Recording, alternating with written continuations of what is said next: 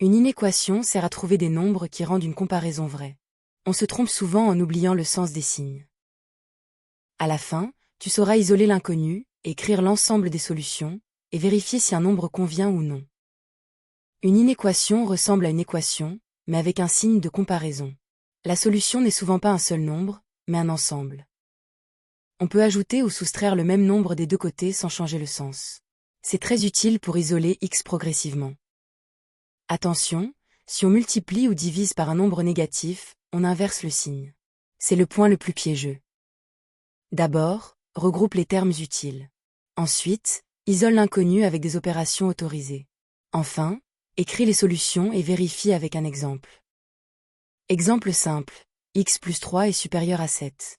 On enlève 3 des deux côtés, donc x est supérieur à 4. Deuxième exemple, 2x est inférieur ou égal à 10. On divise par 2, qui est positif, donc le signe ne change pas. Exemple avec négatif, moins 3x est supérieur à 12. En divisant par moins 3, on inverse le signe, donc x est inférieur à moins 4. Compare bien ces deux cas. Le calcul se ressemble, mais le signe change seulement quand on utilise un nombre négatif. Premier entraînement, résous x-5 est inférieur à 9. Mais la vidéo en pause et essaie.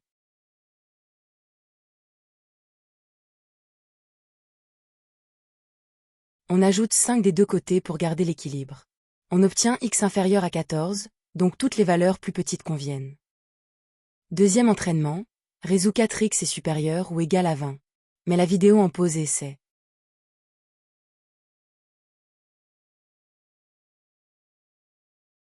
On divise par 4, qui est positif, donc le signe reste le même. On trouve x supérieur ou égal à 5.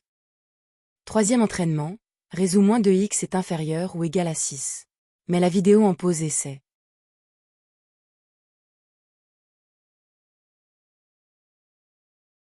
On divise par moins 2, donc on inverse le signe.